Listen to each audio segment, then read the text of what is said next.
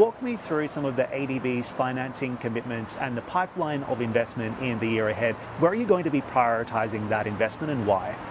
Well, we will continue to focus on both mitigation and adaptation. The reality is that the developing countries that we serve are suffering severe consequences of climate change and an increasing frequency and intensity. But we also have to focus on decarbonizing the region and the world in order to avoid just more and more of the climate disasters that we're facing. One of the biggest challenges, and you pointed to this earlier, it's the fact that developing countries are particularly vulnerable and they have limited financing capability to deal with these challenges. So how does the ADB make sure that money gets to where it needs to go?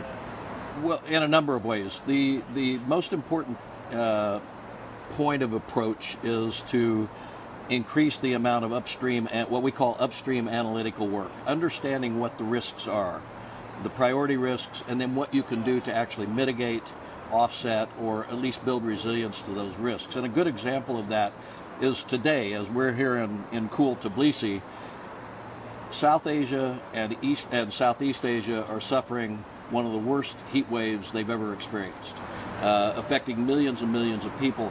So we have to be thinking now about how do we build resilience to these kind of impacts, particularly for women who are most vulnerable, elderly, and the poor, to heat waves. And this is a fairly new phenomena as a result of climate change. So we're thinking through now, how do we build at scale the kinds of initiatives that build awareness and enable the vulnerable communities to take action to reduce the impacts of heat waves. So what's the focus? Is it mitigation or adaptation predominantly? Both.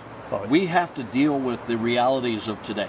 And the realities of today are that flooding, drought, heat waves, storms, storm surge are increasing across our region.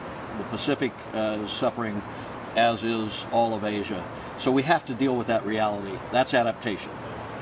But at the same time, we're focused very much on helping countries to move to a low carbon growth so that they move away from fossil fuels and increase their reliance on renewable energy, e-mobility, electric vehicles, and so on, and energy efficiency across the region at scale. So we have to do both. And there's just so many problems to solve on the table right now, Warren, but could you put a number on it for me when it comes to that pipeline of investments and the development projects that you're going to be prioritizing? Exactly how much is this going to cost?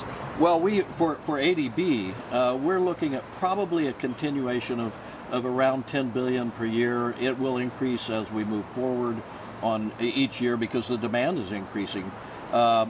One of the keys is to increase the amount of private sector capital going into that. And just as an example, on the mitigation side, it's fairly easy to identify revenue streams from investments in renewable energy, for example. So that's relatively easier to get private capital into those investments.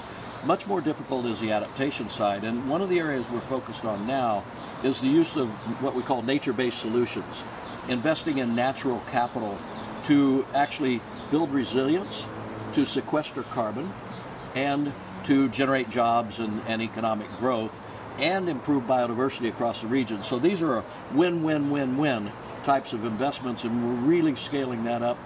When we look at those kinds of investments, the opportunities for revenue streams for the private sector are emerging in a very major way. So we're working on initiatives, we call it the Nature Solutions Finance Hub. We launched it at the COP last year to figure out how to de-risk investments in nature so that the private sector can come in. This is a very exciting new area that we're working on. Yeah, absolutely, and that leads me perfectly to my next question. I was just going to say, the private sector still sees this as perhaps too risky. Is there a role that the ADB can play in de-risking that for the private investor to unlock these new forms of capital? Well, absolutely. I mean, one of the ways that we can make it more attractive to the private sector is to convince them that we actually are developing investment programs that are investable, that are bankable, and that is happening. But at the same time, we do need to develop de-risking facilities, working with donor communities, working with philanthropies to identify concessional finance that we can blend with the private capital and bring down the cost of capital and reduce the risk to the private sector.